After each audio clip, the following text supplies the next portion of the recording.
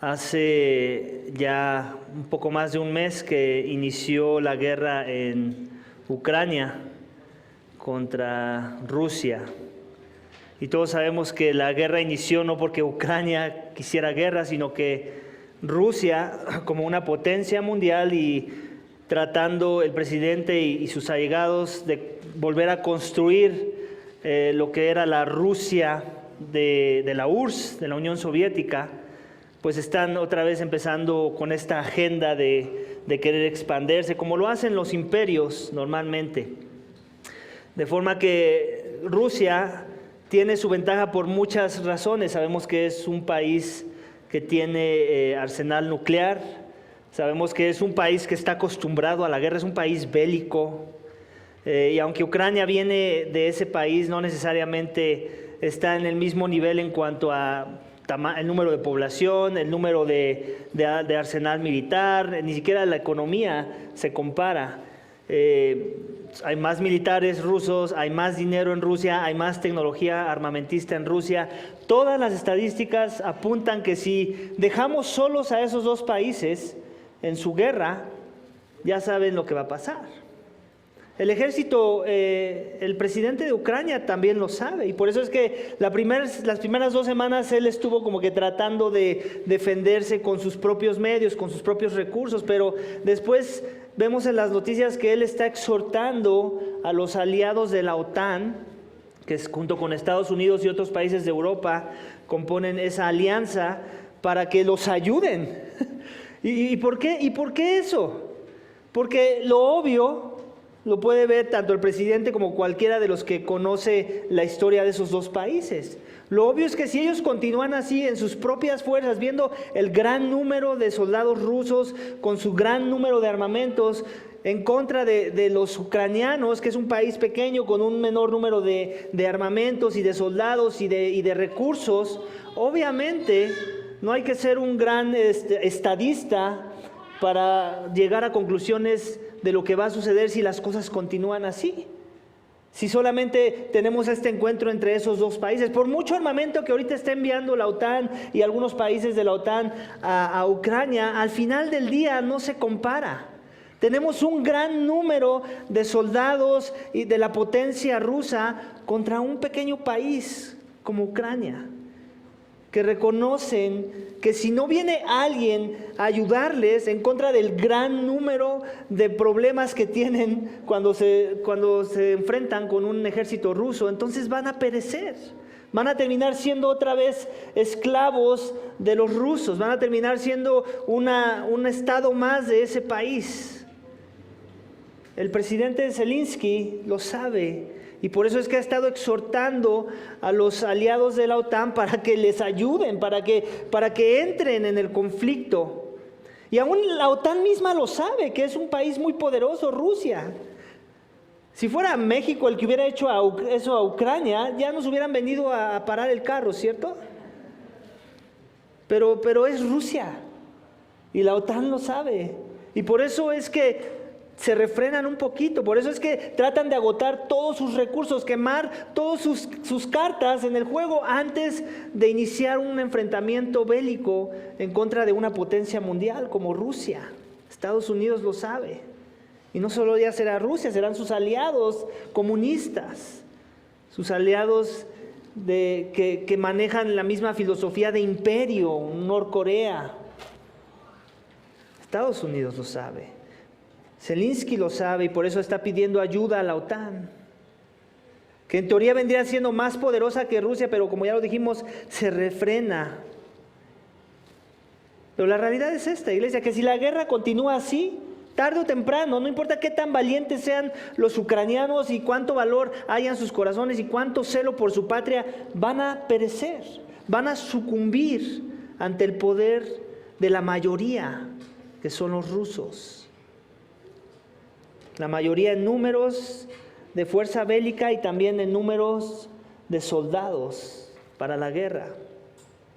¿Y por qué te digo todo esto, iglesia? No porque quiero hablar de política, simplemente lo quiero usar como mi ilustración del texto esta mañana. En nuestro texto esta mañana veremos algo similar, donde los piadosos, que son la minoría, claman, así como lo haría el presidente Zelensky de Ucrania, claman por la salvación de alguien que es más fuerte, de alguien que sabe que tiene los recursos para combatir a aquellos que son numerosos y que están en contra de la minoría, en este caso Dios.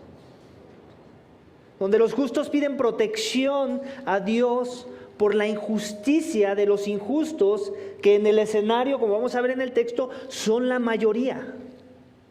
Y veremos cómo Dios responde al clamor de salvación de los justos, a los cuales Él preserva con su palabra.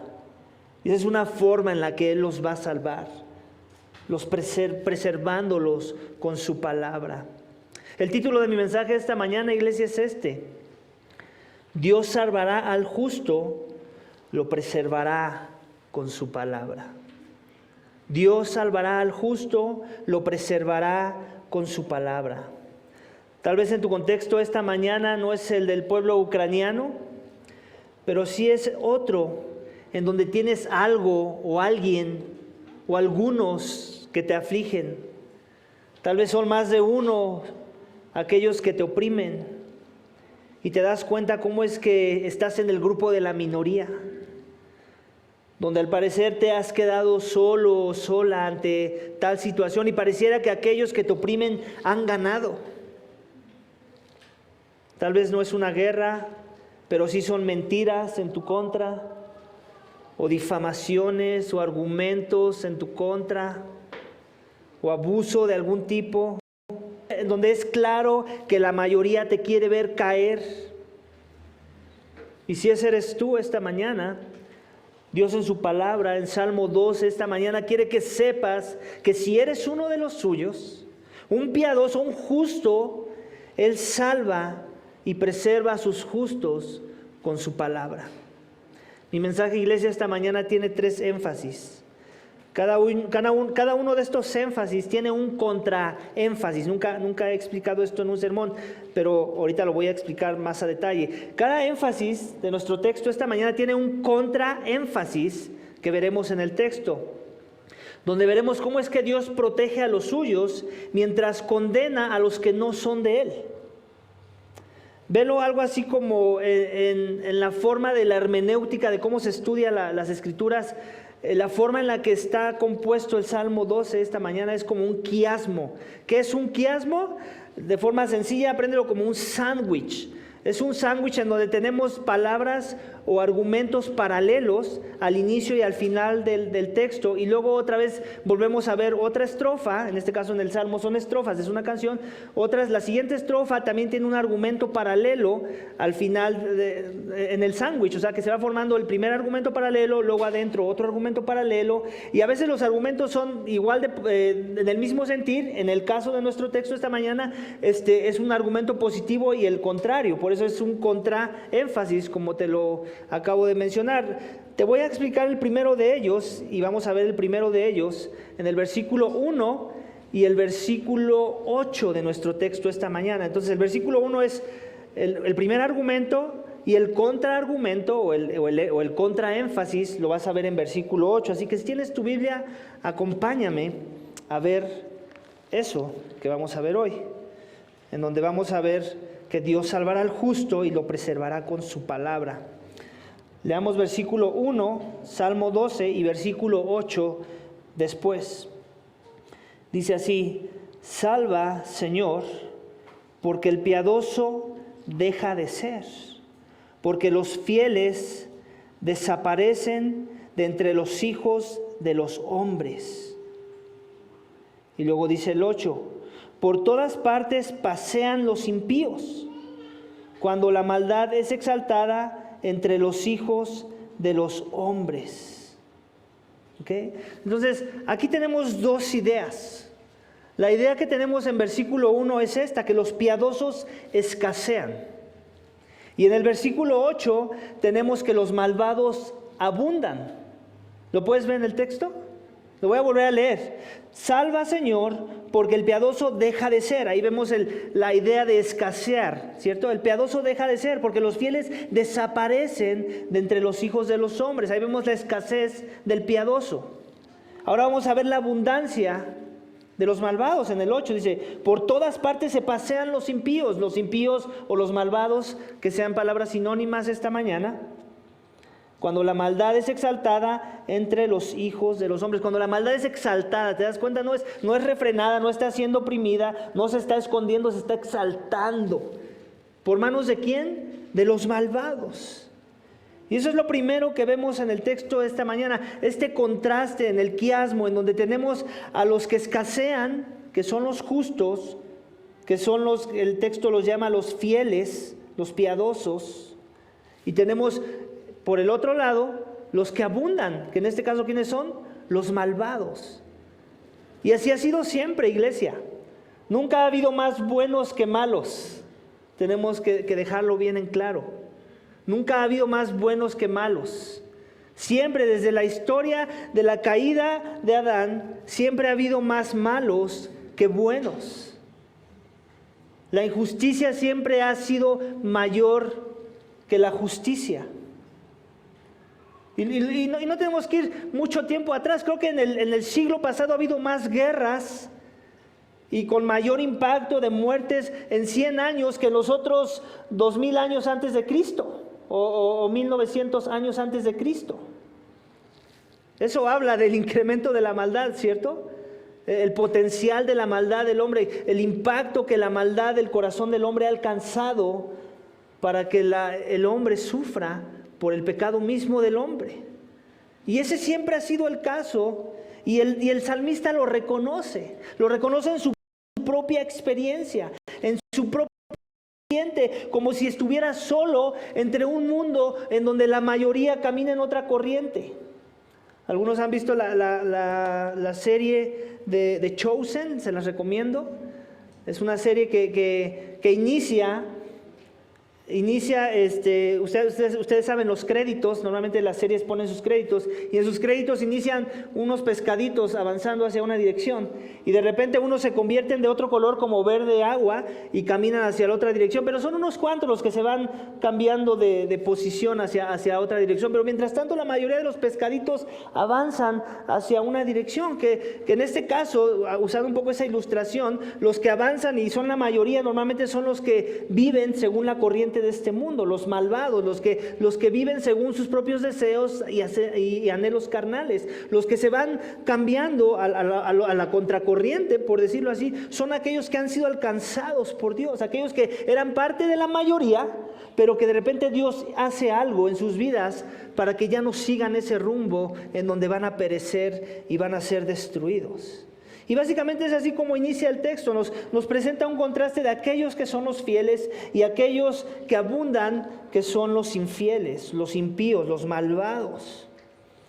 Algo que tengo que explicar del quiasmo o de cómo es que funciona el quiasmo es que inicia con ideas paralelas, vemos ideas paralelas, luego otro segmento de ideas paralelas, y en el centro lo que queda del quiasmo, o en el sándwich, como le quieras llamar, es la idea central, es lo que la persona que Dios usó para inspirar este texto quiere resaltar de todo el texto, es el tema central, es lo que nos debemos de llevar a casa si lo quieres ver en esas palabras. Así que ahorita todavía no llegamos a ese punto, pero el escenario es ese, la escena es ese. Tenemos un contraste de dos grupos de personas, los injustos y los justos y los injustos, los piadosos y los malvados. Amén.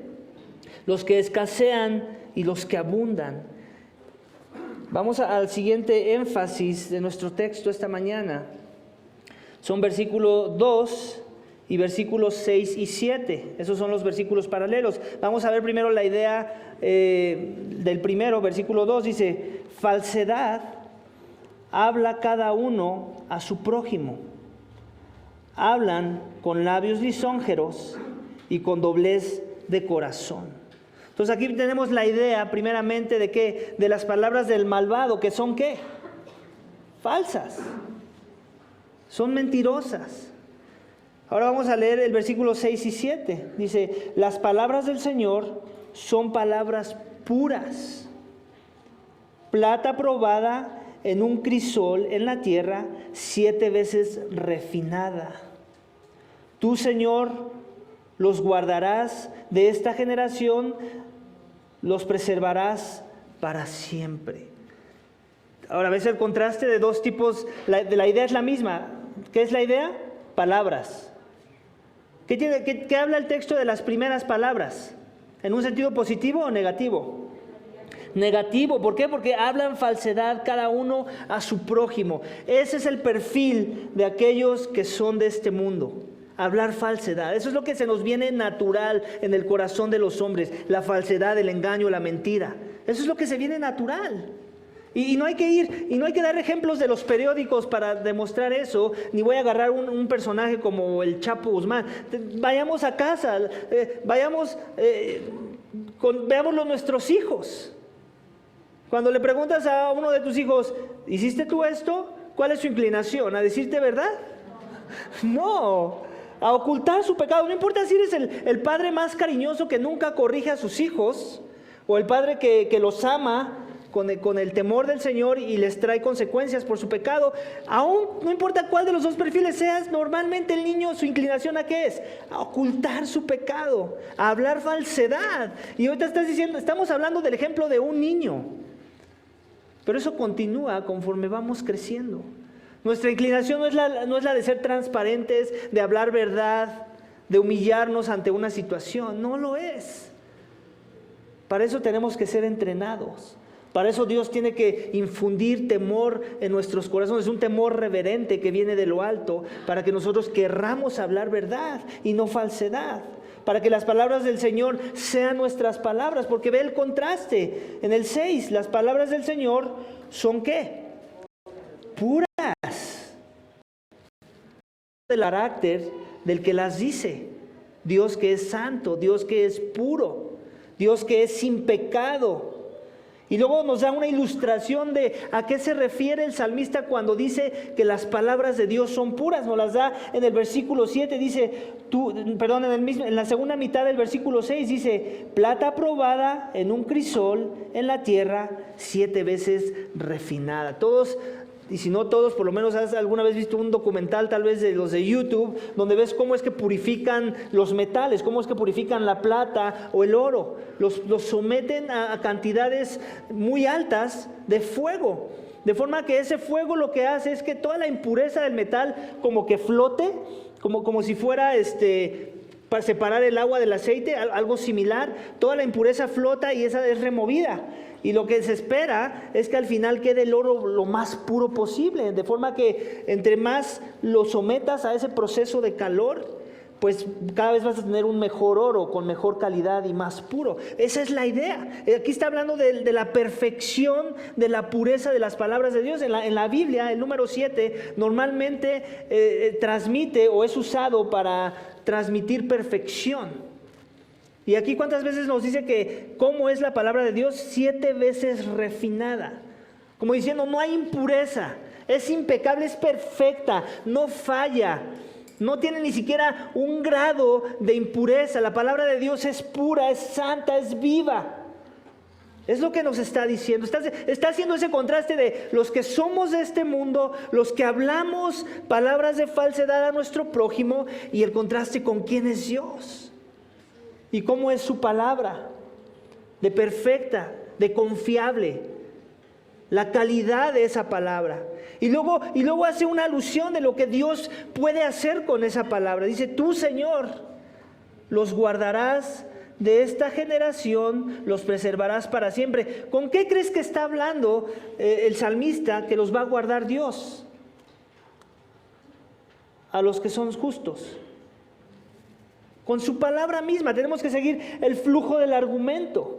Está hablando de su palabra y después está hablando de una forma en la que los va a preservar, de los va a guardar de esta generación. ¿De qué generación está hablando? De todas las generaciones. En este caso, en su contexto, la generación del salmista, pero podemos extenderlo a todas las generaciones, a nuestra generación. ¿Cómo Dios puede preservar un alma en nuestros tiempos esta mañana? Solamente a través de su palabra. No hay otro medio por el cual tú puedes ser renovado. No hay otro medio por el cual tu mente puede ser transformada.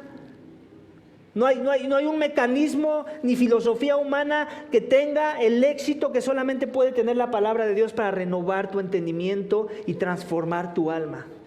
Eso solamente Dios lo hace. Pero para que eso suceda, tú tienes que creer que este libro es inspirado. Si tú no crees que este libro es inspirado, no importa cuánto lo leas, no va a tener ningún impacto en tu vida. ¿Sabes por qué? Porque en el momento en que este libro te confronte, y lo va a hacer, y lo hace de manera muy recurrente, y no te guste, ese día te levantaste de malas y digas, no estoy de acuerdo, esto no me gusta, entonces ¿sabes cómo vas a empezar a tratar este libro? Como si fuera un buffet, en donde tomas lo que te gusta y desechas lo que no te gusta. Dios no nos dio ese permiso de tratar así su palabra. Él lo que hizo fue, de una manera sobrenatural, usando medios humanos, inspiró su palabra, usó instrumentos frágiles y débiles para hacer algo perfecto, nos la da, nos dice, todo esto es mi consejo divino, todo esto aquí encuentras salvación, aquí está el plan redentor para que tú encuentres salvación para tu alma.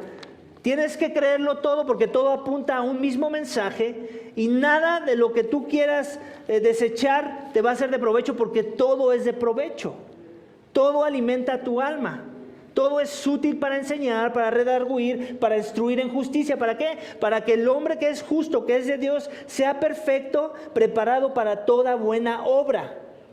Pero si tú dices, esto me gusta, esto no, esto suena como que no viene de Dios, entonces lo que estás diciendo es que no confías en este libro, porque hay que ser consistentes con nuestras convicciones, ¿cierto? No puedo decir que un día es la palabra de Dios y otro día es algo que no me conviene. Con Dios no es así la jugada. Con Dios es, o esta es toda su palabra pura, perfecta, que me limpia, que me guarda, según lo que acabamos de leer en Salmo 12, Dios te guarda y te preserva por medio de este texto, o no es nada para ti. No es el menú de opciones como cuando vas al buffet, ¿cierto? Que a los que les gusta mucho la carne van al donde están las carnes, pero desechan los vegetales. Gracias. Desechan los vegetales. O van a los postres y a las carnes, pero desechan los vegetales. No, así no es. Con la palabra de Dios no podemos jugar de esa manera. O este libro es sagrado, es perfecto, es divino y se convierte en mi autoridad, o este libro no es nada para mí.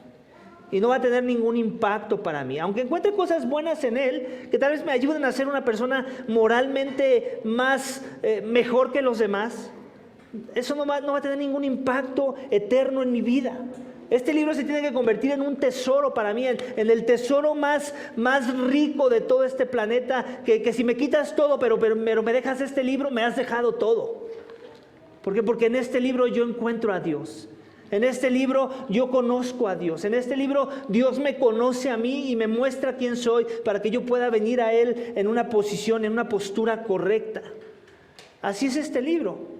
Ahora, que sea fácil de entender este libro, no siempre. Por eso Dios instruyó y dejó a su iglesia maestros, pastores, evangelistas, porque Él sabía que no todos iban a entender esto. Él les iba a dar algunas capacidades extra a algunos para poder explicar a otros. ¿Pero con qué fin? De que al final todos entendieran. No porque amó a unos menos, no, simplemente el orden que Él propuso fue este. Él iba a inspirar su palabra, después Él le iba a dar a algunos el don de poder discernir las cosas, las verdades escritas aquí, los principios de la palabra misma, para poder enseñar a otros, y después todos en un mismo sentir, adorando a Dios en base a esa revelación que Él ya nos dio. Así es la palabra de Dios. No es difícil de entender tampoco. La mayoría de las veces es difícil de aceptar. Ese es el problema más grande la mayoría de las veces. No que sea difícil de entender, sino que es difícil de aceptar. Y para yo poder empezar a vivir a la luz de esta verdad, tengo que primeramente aceptar que esta es la verdad. Y que aunque mi corazón no esté inclinado a someterse a ella, por lo menos reconocer eso. Dios, yo veo que esta es la verdad, mi corazón no se inclina a someterme a ella, pero cuando yo escucho que tu palabra es perfecta, es pura, es refinada, como se refina el oro, entonces no me queda otra más que confiar en tu soberanía, en que tú la preservas, que así como tu palabra preserva a las almas de los hombres, primeramente tú preservas tu palabra para que ella cumpla su función. Y un Dios soberano preserva su palabra. Y eso es parte de lo que hay que creer para que este libro se convierta en tu tesoro y tu más grande autoridad en esta tierra. que Dios lo ha preservado, que Dios no es débil, que Dios no permitió que los esquemas de este mundo, que la maldad del mundo suprimiera este libro, ni lo permitirá, porque su palabra permanece para siempre, dice la palabra misma. Todo va a perecer menos esto, menos los principios de la palabra de Dios. ¿Por qué? Porque son su palabra y Dios no perece. Dios es para siempre, Él es eterno. Él no tiene inicio, no tiene fin. Nosotros pereceremos, pero su palabra continúa. Y es así como Dios también nos muestra su amor. Porque en su palabra hay vida, en su palabra hay luz, en su palabra hay esperanza. Su palabra es pura.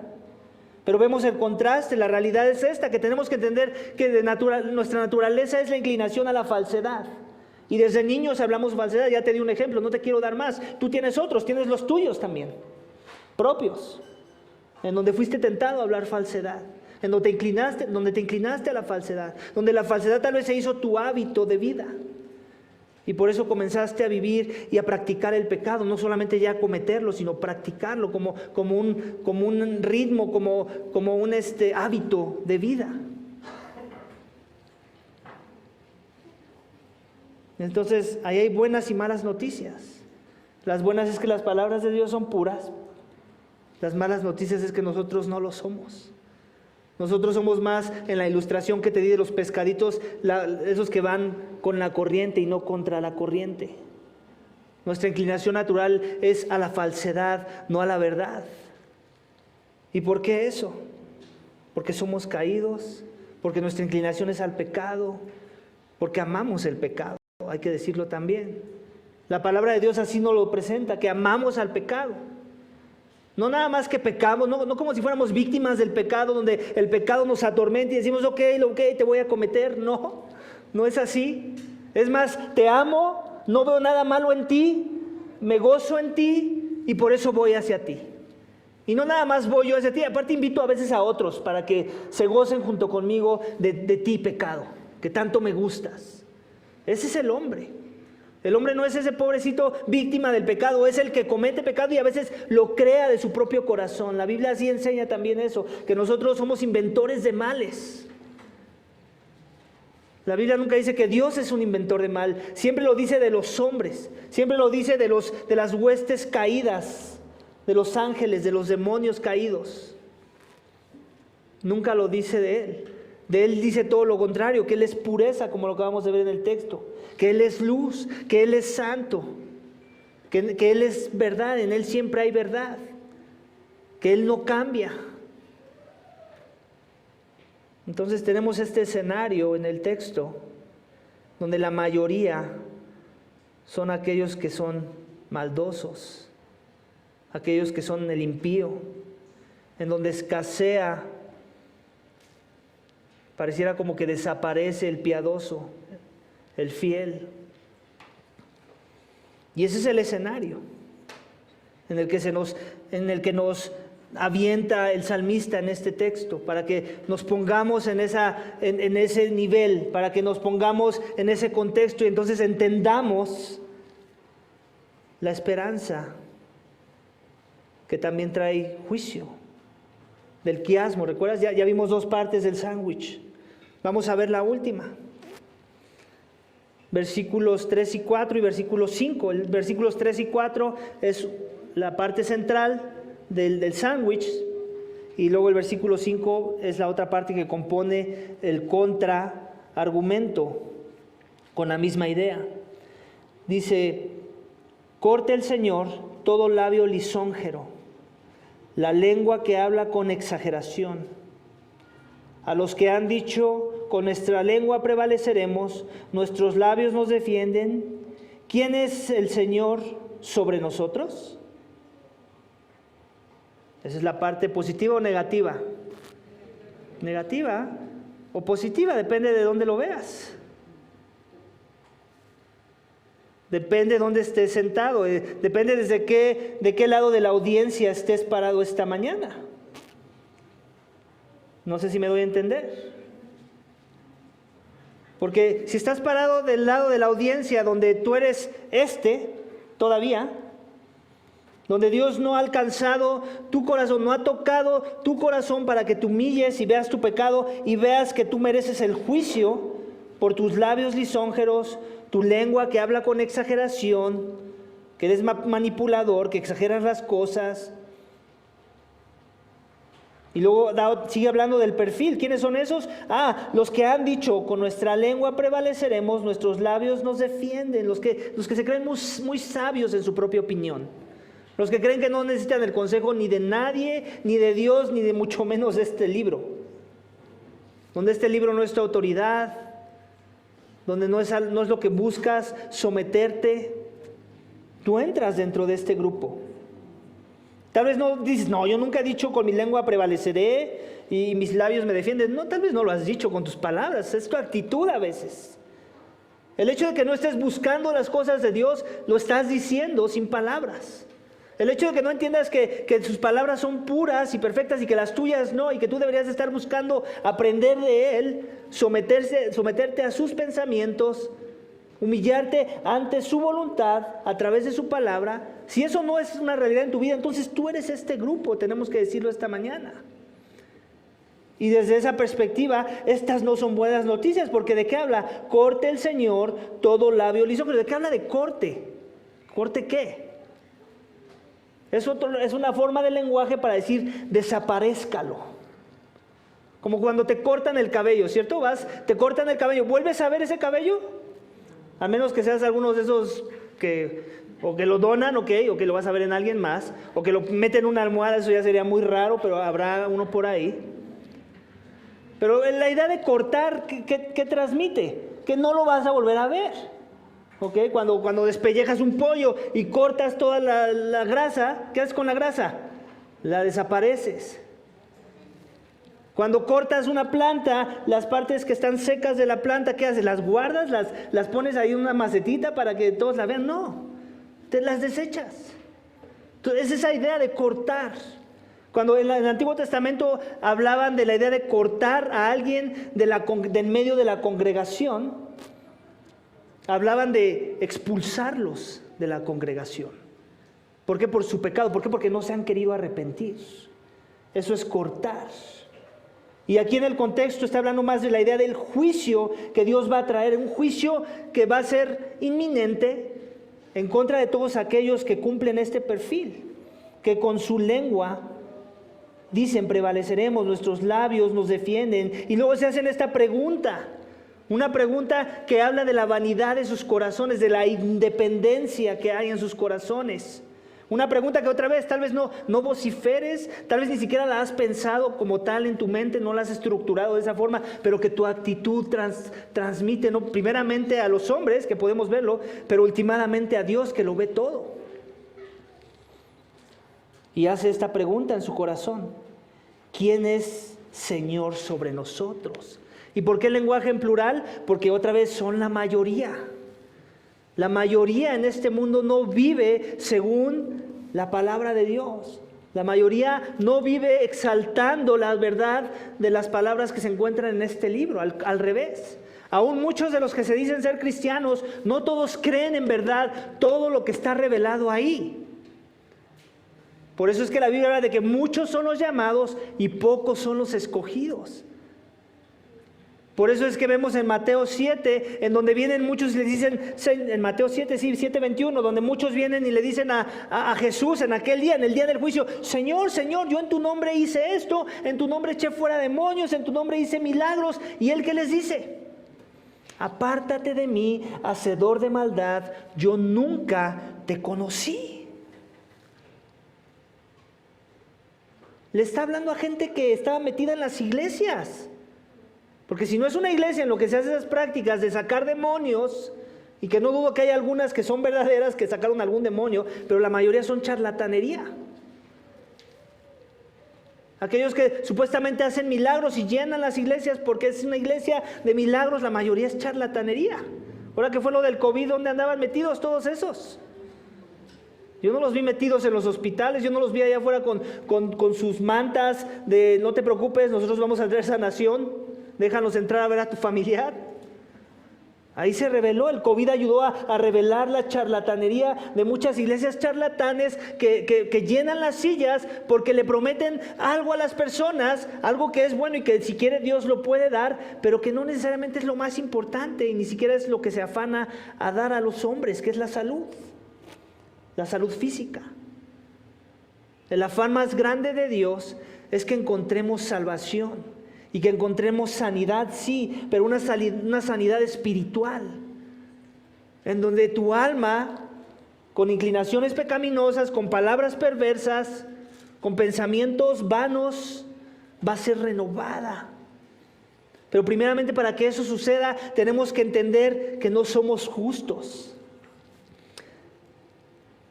En la primera sección, versículos 3 y 4, vemos que Dios condenará a los malvados. Corte, o ya dije, es la idea de los va a cortar, los va a desechar. Pero la contraidea, en un sentido positivo, la vemos en versículo 5. Dice, por la desolación del afligido, por los gemidos del menesteroso. Este es Dios hablando, iglesia. Por la desolación del afligido, por los gemidos del menesteroso, me levantaré ahora, dice el Señor. Lo pondré en la seguridad que anhela. ¿A quién va a poner Dios en la seguridad que anhela? Al afligido, al menesteroso, al que es la minoría, a los justos, a los fieles, que dice el texto, a los piadosos. Pero aquí viene el dilema de la situación. ¿Quién es justo en verdad? ¿Quién es piadoso en verdad? ¿Quién es en verdad fiel? ¿Quién ha sido fiel en todos sus asuntos? ¿Quién en verdad nunca ha tenido un mal pensamiento? ¿Nunca ha dejado de estar en Dios en alguna capacidad? Esa persona no existe en esta tierra. En otras palabras, si somos honestos, de acuerdo al texto y lo que vemos en el texto y los ejemplos que ya hemos dado, nosotros somos más del grupo de los que se desvían, de los que merecen ser cortados, de los que hablan palabras lisonjeras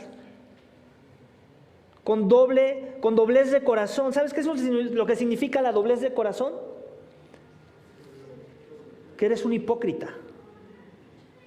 Que aquí eres de una forma, acá eres de otra forma, dependiendo tu escenario eres de diferentes formas y te camuflajeas según la conveniencia que alimenta tu ego, que alimenta tu pecado. Esa es la hipocresía del corazón del hombre. Cuando no hay sencillez de corazón, sino más bien doblez de corazón, es que eres un dos caras, vamos. Eres una persona aquí, otra persona allá. Esos hemos sido todos en algún momento, ¿o no? Esos hemos sido todos en algún momento. Esa es la realidad. Nos comportamos con este grupito de una forma y con este otro de otra forma, y las razones pueden ser muchas. O porque queremos controlar, o porque queremos que tengan una apreciación de nosotros que nos ayude a obtener su favor, o porque simplemente queremos manipular las cosas, o simplemente quieres que los demás te estimen de tal forma que te halaguen. ¿Y eso qué es? Egocentrismo. Y esos hemos sido todos. Entonces las noticias son malas hasta este punto del texto, salvo que pongamos mucha atención a lo que tiene que decir con versículo 5, que otra vez, como se los dije, es la parte central del texto, es las buenas noticias aquí. ¿Cuál fue el título del sermón? ¿Recuerdas? Dios salvará al justo, lo preservará con su palabra. ¿Y cómo los va a preservar?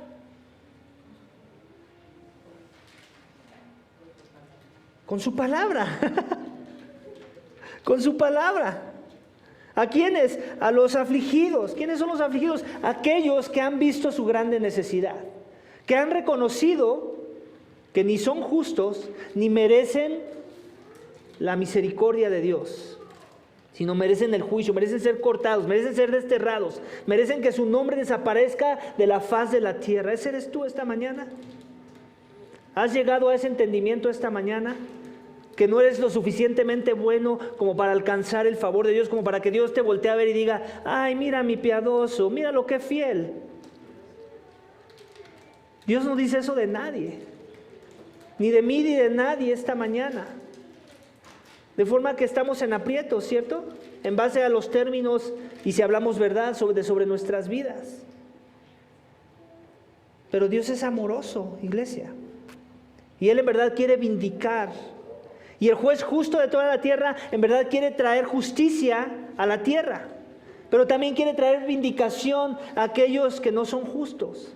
Y Él encontró una forma. Y lo hizo con mucho amor, con mucha paciencia y humildad. Él envió a su Hijo unigénito, a Jesús. Aquel que era en forma de Dios, se hizo carne, se hizo uno de nosotros y habitó entre nosotros. Y nunca habló palabra perversa. Nunca tuvo una doblez de corazón. Siempre fue íntegro en sus tratos. Como era en casa, era afuera, era en la sinagoga, era en el grupo que estuviera, él era íntegro. Había integridad en sus palabras, en sus acciones. Nunca pecó, nunca mintió, nunca manipuló. Nunca despreció la voluntad de su Padre. Nunca dijo, ¿quién eres tú, Padre, sobre mí? Siempre se sometió en humildad y en amor a la voluntad de su Padre. Vivió la vida perfecta que tú y yo no pudimos vivir, ni podremos vivir. Pero fue cortado. Y esa es la pregunta que nos tenemos que hacer hoy. Ahí es donde está el verdadero dilema. ¿Por qué Jesús, que nunca pecó, que nunca mintió, que fue intachable en su conducta, fue cortado? Otra forma de lenguaje, fue puesto a muerte de cruz y fue abandonado por su Padre. No sé si estás familiarizado con la cita, Dios mío, ¿por qué me has abandonado? Desde la perspectiva de su Padre y según la misión que tenía que venir a cumplir Cristo, es porque merece ser abandonado, merece ser cortado. ¿Pero por qué? ¿Porque en verdad lo merecía por su pecado? No, porque Él vino a cumplir con una misión de rescate, en donde Él venía a salvar, en donde Él venía a preservar a los suyos, aquellos que reconocían su necesidad de un Redentor, de un Salvador, donde Cristo vivió la vida perfecta que tú no pudiste vivir, pero también pagó el castigo que tú merecías por tu pecado. Porque Dios es un juez justo y no iba a dejar impune la injusticia de tu maldad. Alguien tenía que pagar. Y Cristo lo hizo por amor. Él vino a tomar el pecado de los pecadores. Él vino a ser tratado como pecador para que los pecadores pudieran ser tratados como fieles, piadosos, aquellos que Dios quiere preservar. Jesucristo es la palabra encarnada de Dios, lo vemos en el Evangelio de Juan.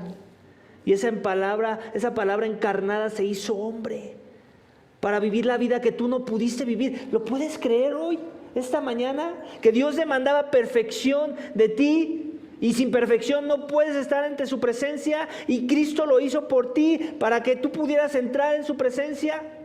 Y que lo único que se demanda de ti es confiar en su sacrificio en la cruz, que Él pagó el castigo por tu condena, por tu pecado, y Él vivió la vida perfecta que no pudiste vivir, y que ahora puedes estar en la presencia de Dios por los méritos de aquel que murió hasta la muerte y muerte de cruz. Así se manifiesta el amor de Dios para con los pecadores, que aún siendo rebeldes, pecadores con corazones de doble ánimo, con palabras lisóngenas, Cristo murió por nosotros. Ese es el evangelio de la gracia incondicional de Dios. ¿Incondicional en qué sentido? En que no había nada que tú pudieras hacer para ganar ese favor. Pero también es condicional. ¿En qué sentido? En que se demanda arrepentimiento y fe de tu persona.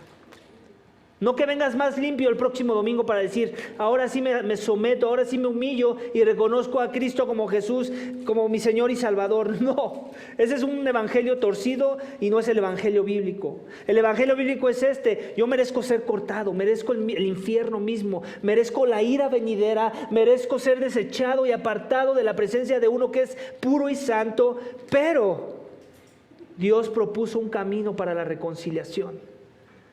Y yo quiero confiar en ese camino. Por medio de la fe, yo creo que Cristo pagó mis pecados, que Él vivió la perfección que Dios demandaba de mí, y todo eso se me atribuye a mi persona por medio de esta fe, para que yo pueda ser llamado justo delante de los ojos de Dios, para que Dios ponga su mirada en mí, no con ojos de ira, sino con ojos de ternura, de amor, de alguien que Él quiere preservar, aún en medio de la maldad de la que nos rodea este mundo. Y entonces esas noticias pueden ser para ti. Tú puedes ser el desolado, afligido. ¿Afligido por qué? Por tu propio pecado y por el pecado que te rodea. Por el pecado de los que te maldicen y a veces por tu propia maldición de que sigues teniendo algunas inclinaciones al pecado. Es el que tiene gemidos menesterosos. ¿Por qué gemidos menesterosos? Es la misma idea de que quieres que el pecado desaparezca de tu vida. Ya no quieres seguir esclavo a ese pecado. Y pides ayuda al único que te puede dar los recursos para ser transformado. Y sabes que ese es Dios. Y sabes que la única forma en la que tú vas a poder lograr esa transformación es si te sometes a Él por medio de su palabra. Y su palabra te va a limpiar y te va a transformar y va a renovar tu entendimiento. Y vas a poder entonces ser llamado un hijo de Dios. ¿Por qué? Porque vas a comenzar a vivir el caminar cristiano. Pero no porque ahora caminas como cristiano es que eres llamado hijo de Dios. Eso vino antes, cuando por fe confiaste en ese sacrificio. En que en Jesús hay poder no solamente para salvar, sino también para transformar hasta el más vil de los pecadores. Todos conocemos la historia del apóstol Pablo, que era un perseguidor de la fe cristiana. Él mataba cristianos. Dios lo tocó, transformó su vida y después se convirtió en el más grande propagador de la fe cristiana que ha existido en esta tierra.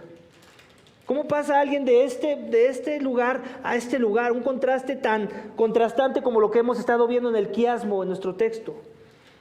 Es Dios haciendo una obra en el corazón de esa persona. Es una persona humillando de que va a perecer si no pone su esperanza y fe en Cristo. Y ese es el llamado y la invitación esta mañana. Para que no seas cortado, para que Dios venga en rescate, para que Él diga, me levanto ahora, dice el Señor, y que te ponga en la seguridad que tú anhelas. Primero tienes que anhelar la salvación. Y una vez que eres salvo, una vez que has sido llamado un hijo de Dios por la fe en Cristo, ahora vas a seguir anhelando otras cosas que son producto de esa realidad en tu vida. Entre ellas un caminar justo, un caminar santo, un caminar en donde vas a buscar la santidad de Dios, no para ganar el favor de Dios otra vez, ese ya lo hizo Jesús por ti. Ahora lo que pasa es que vas a empezar a caminar en caminos de justicia, en una santificación que Dios ha preparado y ha puesto de antemano para aquellos que ahora son de su rebaño, aquellos que son de este otro grupo que ahora son los afligidos, los humildes, los que escasean, pero que Dios los sostiene. La seguridad de la que habla el texto es Cristo. Es Cristo mismo. Y lo vemos en Colosenses 3, versículo 1 al 4. Si quieres puedes ir allá conmigo, si no, no te preocupes, lo voy a leer. Colosenses 3, versículos 1 al 4 dice esto. Escúchame bien, el si ustedes con los que inicia el texto tiene que ver con aquellos que en verdad han confiado en Jesús. Dice, si ustedes pues han resucitado con Cristo, busquen las cosas de arriba, donde está Cristo sentado a la diestra de Dios. Pongan la mirada en las cosas de arriba, no en las cosas de la tierra, porque ustedes han muerto y su vida está escondida con Cristo en Dios. Cuando Cristo, nuestra vida, se ha manifestado, entonces ustedes también serán manifestados con Él en gloria. Checa lo que dice versículo 3, lo voy a volver a leer. Porque ustedes han muerto, o sea, hemos muerto a la corriente de este mundo. Ve la imagen del pescadito, ya no estás en la corriente de este mundo, ahora estás hacia el otro sentido. Has muerto a la corriente de este mundo, a la vanidad de este mundo, a los principios de este mundo, porque ustedes han muerto y su vida está escondida. Ve el lenguaje que usa. Tu vida está escondida. Como si hubiera algo que te protege, como cuando eres chico, ¿cierto? Y algo te da miedo y vas y buscas refugio y te escondes en algo que piensas que te va a guardar de eso que te da miedo, ¿cierto?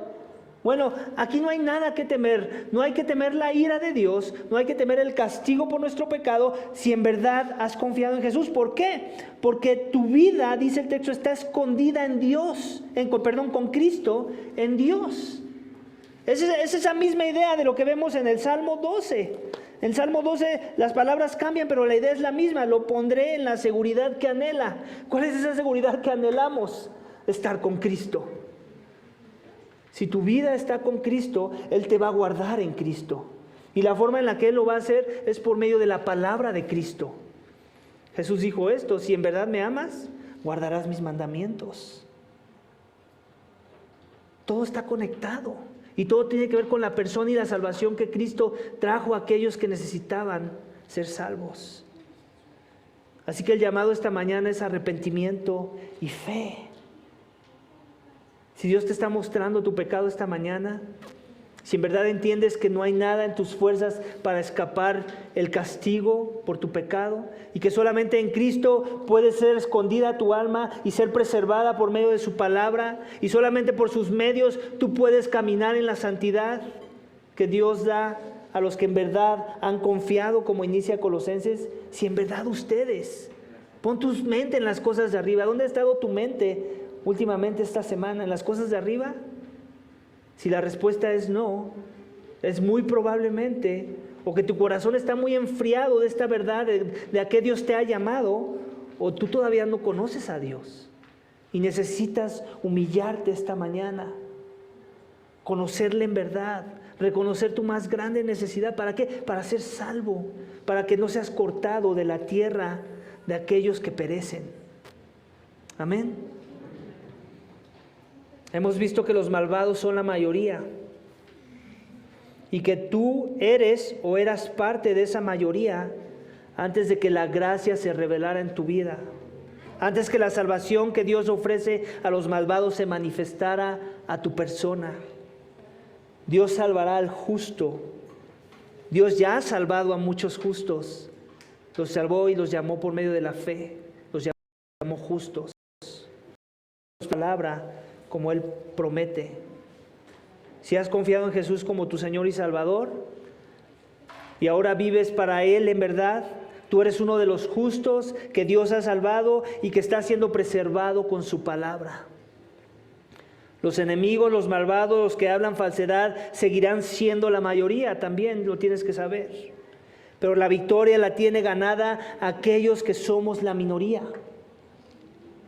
Porque el más poderoso es Dios. El que dice la última palabra es Dios. Y los que nos refugiamos en Él esperamos su juicio justo, donde cortará de esta tierra todo aquel que no dobló su rodilla ante Él y ante su Hijo Jesucristo. Mientras tanto, iglesia, nos fortaleceremos en la palabra hasta que llegue ese día, y mientras tanto proclamaremos la verdad de esta palabra para que los que abundan, que son la mayoría de los malvados, se unan a los que escaseamos en sumisión a la voluntad de la palabra de Dios. Vamos a orar. Padre, te damos gracias. Gracias porque tú salvas a tus justos. Gracias porque por medio de tu palabra tú preservas a los que han sido avivados por tu palabra. Señor, yo ruego para que esta mañana todo aquel que aún no te conoce, todo aquel que vive en tinieblas, todo aquel que cuando escucha este mensaje o los pasados, o cuando escucha algo que tenga que ver con la verdad de tu palabra, no siente nada, ni siquiera es conmovido con tu palabra, Padre, que tú lo quebrantes y que tú traigas su necesidad más grande a su pensamiento, Señor, para que él y ella puedan clamar, Señor, por su más grande necesidad, que eres tú. Que ellos puedan ver su bajeza, su vileza, cómo es que ellos son y cumplen el perfil que todos hemos cumplido en algún momento de aquellos que merecen ser cortados. Y que puedan encontrar su única esperanza en ti, Señor. Que seas tú el que traiga consuelo y esperanza a su alma. Que sea tu palabra y tu evangelio mismo, el sacrificio de Cristo en la cruz, su más grande esperanza, a lo que se refugia, en donde se esconde la persona. Hoy, Padre, yo ruego para que avives el corazón de muchos que aún no te conocen esta mañana. Pero también te pido para que sigas avivando el corazón de aquellos que ya te conocemos. Aquellos que ya has llamado tus hijos, aquellos que llamas que son tus afligidos, aquellos menesterosos por los cuales tú te levantas y das la cara. Padre, que sigamos confiando en tu palabra. Que recordemos que es por medio de ella que tú nos preservas de la maldad de este mundo, de nuestra propia maldad, Señor, para que crezcamos en conformidad a la imagen de Cristo, en una santidad que revela tu pureza, como aprendimos hoy. La única forma en que tu pureza va a poder ser transmitida a nosotros es por medio de tu pura palabra, que entre y penetre en nuestros corazones y que cambie los pensamientos y que forme convicciones que glorifican tu nombre, Señor, y que exaltan tu poder. Oh Padre, yo ruego para que tu palabra siga creciendo en los corazones de cada uno de tus hijos esta mañana y que en ellos se sientan amados y preservados por ti, que tú no los has dejado ni los has desamparado, que recuerden que tú precisamente propusiste tu palabra como el instrumento para preservarlos y poder traer consuelo aún en medio de la más grande aflicción. Y que ellos corran a tu palabra y que su refugio más grande sea tu palabra y que en ella encuentren a la palabra encarnada que es Cristo, que dijo que nunca nos dejará solos, que siempre estará con nosotros hasta el fin de los tiempos. Padre, gracias por tu palabra esta mañana. Bendice los corazones, te lo ruego, en el nombre de Cristo Jesús. Amén.